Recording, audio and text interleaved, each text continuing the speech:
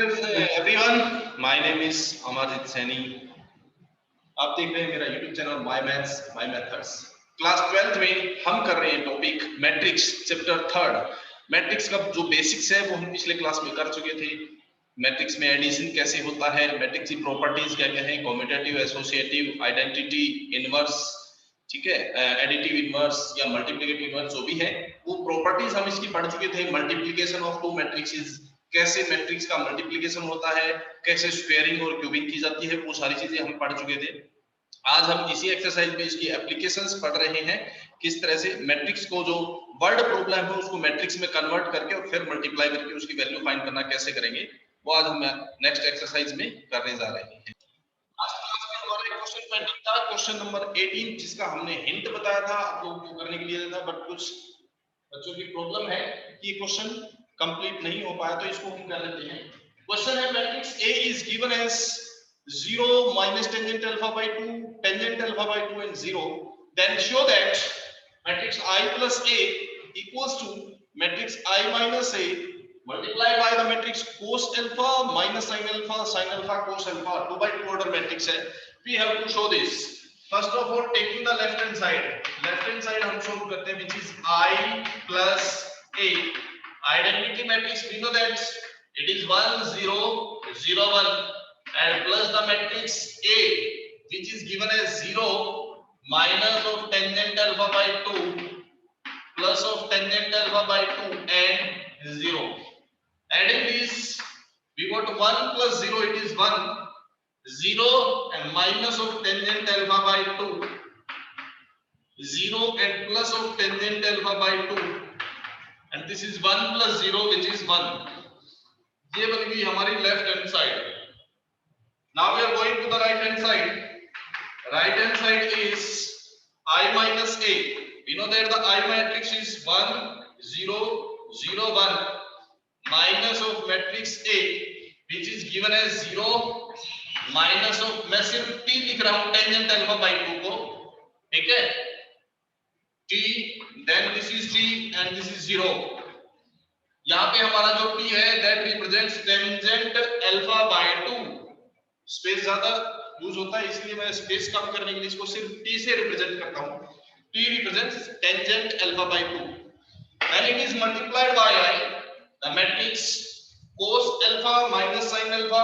अब इसके लिए मैंने एक हिंट बताया था आप लोगों को, cos 2 थीटा हमारे पास किसके इक्वल होता है, 1 minus tangent square theta upon 1 plus tangent square theta, है ना. If we write 2 theta is equal to alpha, then theta will be equal to alpha by 2. This theta is also alpha by 2. So we can write cos alpha as 1 minus t square upon 1 plus t square. ये लिख सकते हैं ना, यहाँ अपना t किस चीज को रिप्रेजेंट करता है, टेंजेंट अल्फा बाई 2 को. सिमिलरली sin 2 थीटा के लिए क्या आइडेंटिटी होती है, 2 tangent theta upon 1 plus tangent square theta, ये होता है. If we write 2 theta in place as alpha, then this theta will become alpha by 2. This is also alpha by 2. So sin alpha can be written as minus sin alpha, means minus of sin alpha is 2, tangent alpha को हमने represent किया है t से, upon 1 plus t square, and then again sin alpha, it is 2t upon 1 plus t square. Cos alpha 1 minus t square upon 1 plus t square. This is the matrix. Now we will multiply these matrices, और multiply करने से पहले इन दोनों को हमें क्या करना है, सबट्रैक्ट, माइनस है, उसके बाद उससे मल्टीप्लाई करेंगे. So we have it is equals to, क्या बनेगा, 1 minus 0, it is 1, 0 minus minus plus t बन जाएगा, it is t, then 0 minus t minus of t and 1 minus 0, it is 1, multiplied by the matrix which is 1 minus t square upon 1 plus t square. This is minus 2t upon 1 plus t square, and this is 2t upon 1 plus t square. 1 minus t square upon 1 plus t square. Let us multiply now. Multiply करने से पहले कल आप लोगों को last class में एक चीज बताई थी कि ऑर्डर ऑफ द मैट्रिक्स हमें चेक करना होगा. This is 2 row and 2 column means 2 by 2 matrix, and this is again 2 rows and 2 columns, again 2 by 2 matrix. And matrix multiplication is possible if number of column in the first matrix, number of row in the second matrix are equal. Here it is valid. Matrix multiplication is valid. So multiply करते हैं. First row will multiply in first column. So 1 से multiply करेंगे, ये same रहेगा. 1 minus t square upon 1 plus t square and plus this multiply.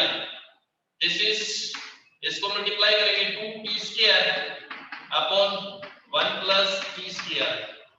First row, first column is multiplied. Now the first row, second column. 1 multiplied by minus 2t upon 1 plus t square. ये हो गया. Then multiply this. t को 1 से करेंगे t और t को t square से करेंगे t t cube upon 1 plus t square. First row second column भी हो गया multiply. Then second row first column, this multiplied with this plus this, जैसे होगा ये प्लस ये ऐसे चलेगा. तो ये मल्टीप्लाई करते हैं क्या हो जाएगा, minus of t and plus t cube divided by 1 plus t square plus ये multiply means 2t upon 1 plus t square. Second row first column multiply हो चुकी है. Now second row means second column multiply this plus this, यही होगा. तो पहले इसको करते हैं. Minus multiply minus it is plus 2t square upon 1 plus t square, then this 1 minus t square upon 1 plus t square. ये हो गया. 1 plus t square चाहे तो हम कॉमन आउट कर सकते हैं. 1 plus t square डिनोमिनेटर में सब में है, टेकिंग इट कॉमन आउट. चाहे तो इसको कॉमन आउट कर सकते हैं.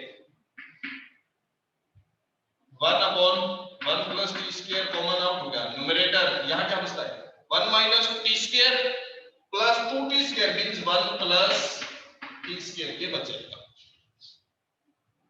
यहाँ से minus 2t plus 1t means minus t and minus t cube, ये बचेगा. minus t plus t cube and plus 2t, क्योंकि डिनोमिनेटर तो एलसीएम कॉमन आ गया. तो minus t और plus 2t plus t and plus t cube. यहां से plus 2t square plus 1 और minus t square plus t square बचेगा. ये बच गया हमारे पास. मैं इसको थोड़ा सा इसी स्टाइल में एक चीज, यहां माइनस t कॉमन आउट करते हैं, इसमें से जब माइनस t कॉमन आउट करेंगे तो ये 1 प्लस t स्क्वायर बन जाएगा. सिमिलरली यहां से प्लस t, तो ये बन गया 1 प्लस t स्क्वायर. न्यूमरेटर हर जगह से 1 plus t square common out हो रहा है, निकाल देते हैं common. 1 plus t square common out. Denominator already 1 plus t square था, क्या बच गया यहाँ से 1. This is minus t, this is plus t and this is 1. t की वैल्यू वापस ले लो, क्या थी हमारे पास, t क्या था, minus tangent alpha by 2. So this is 1 minus tangent alpha by 2 plus tangent alpha by 2 and 1 which is equals to the left hand side. Left hand side यही थी हमारे पास 1 minus tangent alpha by 2 plus tangent alpha by 2 and 1. This is equals to left hand side. तो ये हमारा question complete होता है. थोड़ा सा कैलकुलेटिव है बट मुश्किल नहीं है, इजी क्वेश्चन है, आप आराम से कर सकते हैं. ये था क्वेश्चन नंबर 18 3.2 एक्सरसाइज. ठीक है.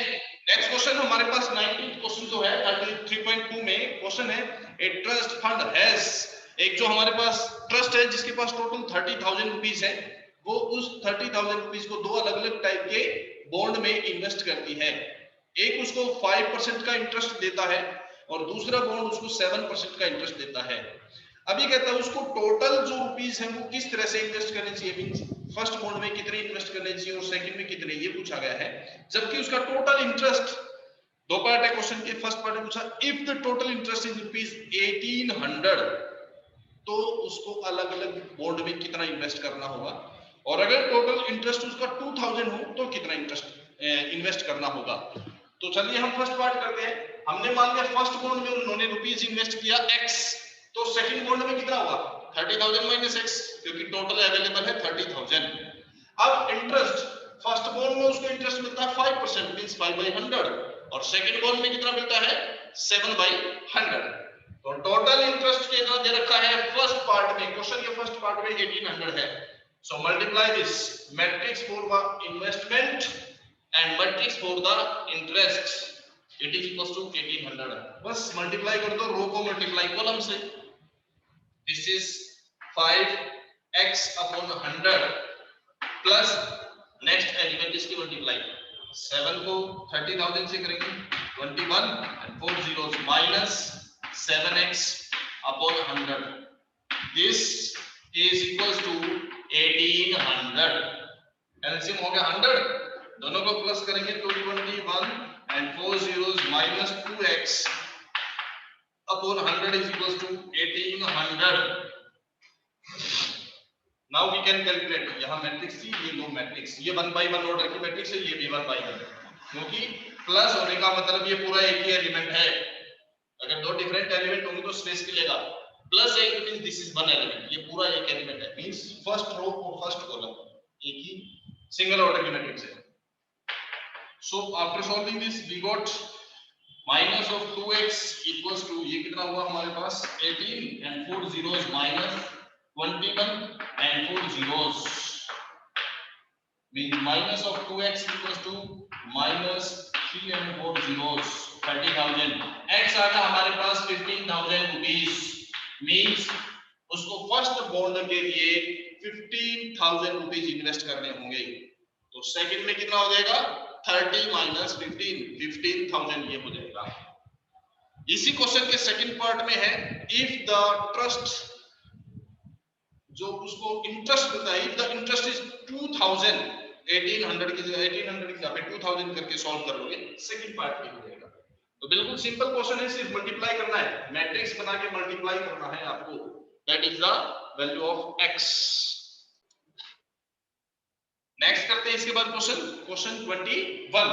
क्वेश्चन 21 क्या है हमारे पास, x y z w and p, पांच डिफरेंट मैट्रिक्सेस हैं और उनके ऑर्डर दे रखे हैं। जैसे हमारे पास कोई 2/2 ऑर्डर की होती है, कोई 2/3 की होती है, 3/2, 3/3, अलग अलग ऑर्डर्स होते हैं। x एक मैट्रिक्स है जिसका ऑर्डर है 2/n, y का order 3/k, z is 2/p, w is n/3 and p is p/k। then find the conditions for the matrix py plus wy।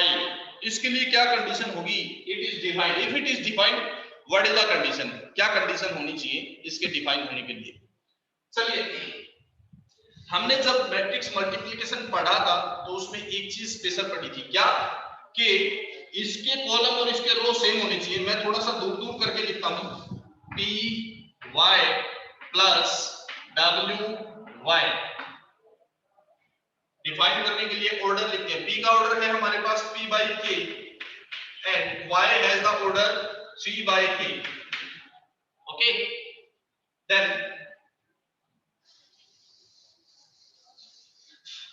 p/k and y has 3/k, w has the order n/3 and y has the order 3/k,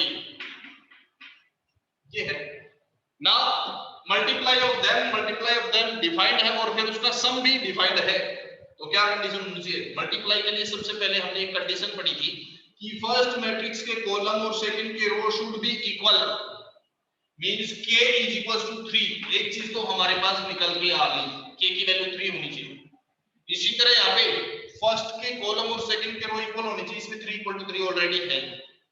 okay, उसके बाद मैंने एक चीज और बताई थी, जब दो मैट्रिक्स को मल्टीप्लाई करते हैं तो मल्टीप्लाई करने के बाद ऑर्डर हमेशा क्या बचता है, फर्स्ट मैट्रिक्स में से रो, सेकंड में से कॉलम, ये बचता है। प्लस यहां पे भी W और Y की मल्टीप्लाई होने के बाद जो मैट्रिक्स बनेगी उसका ऑर्डर फर्स्ट में से रो और सेकंड में से कॉलम, ये बचेगा, है ना। ना addition of these two matrix is defined, given है, इन दोनों का एडिशन डिफाइंड है। और एडिशन डिफाइंड कब होगा, ऑर्डर सेम होना चाहिए।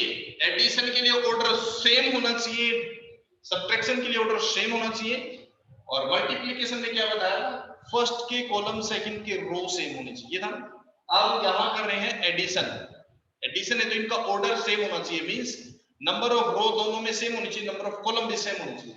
इसका मतलब number of row, first matrix में नंबर ऑफ रो कितनी है हमारे पास, p, और इसमें कितनी है n, तो ये दोनों इक्वल होनी चाहिए, means p equal to n होना चाहिए और k इक्वल टू k, ये तो है।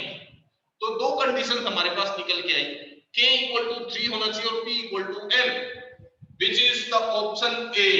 ऑप्शन ए जो है वो हमारे पास सही आंसर हो जाएगा। Correct answer is option A, ये बन जाएगा क्वेश्चन इसका 21st। 22nd क्वेश्चन के लिए ऑर्डर इन सब का वही है जो इसमें दे रखा है। आगे इसने एक चीज लिख दी क्वेश्चन नंबर 27 के लिए, if n equal to p, अगर n और p इक्वल हो then what is the order of this matrix, 7x 5z। 7 एक कोएफिशिएंट स्केलर नंबर है, मैट्रिक्स पे कोई इफेक्ट नहीं पड़ेगा, 5 भी स्केलर नंबर है, कोई इफेक्ट नहीं पड़ेगा, ऑर्डर पे कोई इफेक्ट नहीं पड़ेगा। बट इस मैट्रिक्स को उस मैट्रिक्स को सब्ट्रैक्ट किया गया है, इसका ऑर्डर क्या है 7x, का ऑर्डर वही रहेगा जो x का था 2/n, और 5z है, इसका ऑर्डर क्या होगा 2/p, 2/p ये होगा। अब ये कहता है इनको अगर सब्ट्रैक्ट किया गया है तो फाइनल आंसर क्या होना चाहिए, फाइनल आंसर क्या होगा, अभी इन दोनों को सब्ट्रैक्ट किया गया है, सब्ट्रैक्ट या ऐड करने के लिए क्या होना चाहिए, ऑर्डर सेम। तो 2/n है तो यहाँ पे 2/n होना चाहिए, यहाँ 2/p है, n इक्वल टू p दे रखा है, इसका मतलब ये चीज और ये चीज सेम है, तो इसका जो फाइनल आंसर होगा वो 2/n भी हो सकता है और 2/p भी हो सकता है, क्योंकि p और n क्वेश्चन में गिवन है, इक्वल है ना। ऐड या सब्ट्रैक्ट करने पर ऑर्डर सेम रहता है, इसका मतलब ये भी लिखा जा सकता है और ये भी, क्योंकि n और p सेम है, तो इन दोनों में से जो भी ऑप्शन में आंसर दे रखा हो वही हमारा आंसर हो जाएगा। और इसके ऑप्शन में जो दे रखा है वो इन्होंने दे रखा है 2/n, बी ऑप्शन में 2/n दे रखा है, 2/p कहीं पे नहीं है, आंसर में 2/n दे रखा है, तो आंसर 2/n हो जाएगा। ये था क्वेश्चन 22। यहां हमारी ये एक्सरसाइज कंप्लीट होती है। अब हम स्टार्ट करते हैं नेक्स्ट एक्सरसाइज का थोड़ा सा basics, transpose of a matrix. किसी मैट्रिक्स का ट्रांसपोज क्या है, कैसे किया जाता है, वो हम स्टार्ट करते हैं अभी। नेक्स्ट टॉपिक है हमारे पास ट्रांसपोज ऑफ ए मैट्रिक्स। किसी मैट्रिक्स का ट्रांसपोज क्या होता है, let us suppose we have a matrix A which is 2 - 1 3 and 1 2 4. This is a matrix with the order 2 rows and 3 columns. Order of the matrix is 2/3. This is the matrix A. Then what is the transpose? Transpose of a matrix is obtained by changing the row into column and column into row. Means aij element को हम aji बना देंगे, 1 2 element को 2 1, 1 3 को 3 1 बना देंगे, reverse कर देंगे ये चीजें, तो वो उसका ट्रांसपोज हो जाएगा। And transpose of the matrix is generally denoted by dash और टी, ए टी और ए डैश। ट्रांसपोज को हम टी या डैश लगा के रिप्रेजेंट करते हैं। Then what is the transpose of this matrix? Transpose करने पर इसका ऑर्डर भी रिवर्स हो जाता है, ध्यान रखना, 2/3 था तो 3/2 बन जाएगा। ट्रांसपोज कैसे होगा, फर्स्ट रो को बना देते हैं, फर्स्ट कॉलम 2 - 1 3, सेकंड रो को बना दो, second column 1 2 4। This is the transpose of a matrix. ये एक मैट्रिक्स का ट्रांसपोज हो जाएगा, row is converted into column, column into row, that is the transpose of a matrix. Okay, अब इसकी कुछ प्रॉपर्टीज हैं। If a matrix A is multiplied by some scalar k and if you take the transpose of the matrix, then it can be written as K multiply A transpose. Means पहले multiply करने के बाद transpose करो या पहले transpose करने के बाद मल्टीप्लाई करो स्केलर नंबर से, it remains the same. Transpose of A plus B matrix, it remains same as A transpose plus B transpose. Means transpose जो है वो डिस्ट्रीब्यूटिव है, डिस्ट्रीब्यूट हो जाता है दोनों साइन पे. Then transpose of matrix means किसी मैट्रिक्स से ट्रांसपोज का अगेन ट्रांसपोज करते हैं, it becomes the matrix same. ये वापस उसी मैट्रिक्स के इक्वल हो जाता है. Then transpose of multiplication of matrix, ये इंपॉर्टेंट चीज है. मल्टीप्लिकेशन करते टाइम ट्रांसपोज करने पर ऑर्डर रिवर्स, ऑर्डर जो है वो रिवर्स हो जाएगा. Means B transpose into A transpose ये बन जाएगा. मल्टीप्लाई करते टाइम अगर हम ट्रांसपोज करते हैं तो सेपरेट ट्रांसपोज करने पर उसका ऑर्डर रिवर्स हो जाता है. ये चीज ध्यान रखेंगे. ये हमारे पास कुछ बेसिक प्रॉपर्टीज है इसकी. इसके बाद इसी में एक टॉपिक आता है symmetric matrix and skew symmetric matrix. Symmetric क्या होती है और स्क्यू सिमेट्रिक क्या होती है. अगला टॉपिक है सिमेट्रिक और स्क्यू सिमेट्रिक. सिमेट्रिक मैट्रिक्स क्या होती है और स्क्यू सिमेट्रिक मैट्रिक्स क्या होती है. Any matrix A is said to be symmetric if transpose of A equals to A. एक मैट्रिक्स सिमेट्रिक कहलाती है if transpose of A is equals to the matrix A. किसी मैट्रिक्स का transpose खुद के इक्वल हो, then this matrix is known as symmetric matrix. For example, we have the matrix as 1 minus 3 minus 3 1. ये होगी. अगर हम इसका ट्रांसपोज करते हैं तो क्या होगा, रो को बना दीजिए कॉलम, सेकंड रो को बना दीजिए second column. It is again same this type of matrix. अगर थर्ड ऑर्डर का कोई एग्जांपल नहीं, सेकंड ऑर्डर की मैट्रिक्स का एग्जांपल था हमारे पास, थर्ड ऑर्डर में ले तो ध्यान रहे सिमेट्रिक मैट्रिक्स में डायगोनल एलिमेंट हमेशा सेम होते हैं. सिमेट्रिक मैट्रिक्स के डायगोनल एलिमेंट और सेम ना भी हो तो नॉन डायगोनल में स्पेशल आपने याद रखना है. डायगोनल तो जरूरी नहीं है सेम हो, आप डिफरेंट भी हो सकते हैं. नॉन डायगोनल में ji एलिमेंट के इक्वल होगा. सिमेट्रिक के लिए ये कंपल्सरी है. मान लो हमारे पास मैट्रिक्स है 2 minus 3 1, तो अगर ये सिमेट्रिक है तो ये 1 2 एलिमेंट 2 1 एलिमेंट के इक्वल होगा. डायगोनल कुछ भी हो सकते हैं, ऐसे डायगोनल कुछ भी हो सकते हैं. 1 3 एलिमेंट 3 1 के इक्वल होगा, 2 3 एलिमेंट 3 2 के इक्वल होगा. This is the symmetric matrix. Okay, symmetric matrix में जो नॉन डायगोनल एलिमेंट है ij एलिमेंट ji के इक्वल होगा. ये 1 2 है, ये 2 1. This is 1 3, this is 3 1, this is 2 3, this is 3 2. Diagonal element पे कोई फर्क नहीं पड़ेगा ट्रांसपोज करेंगे. देखिए ट्रांसपोज, फर्स्ट रो को बना दो कॉलम 2 minus 3 1, सेकंड रो को बना दो कॉलम -3 1 4, थर्ड रो को बनाते हैं column, it is again equals to 8. तो ये किसका एग्जांपल है, सिमेट्रिक मैट्रिक्स का. ओके, इसके बाद देखें स्क्यू सिमेट्रिक मैट्रिक्स.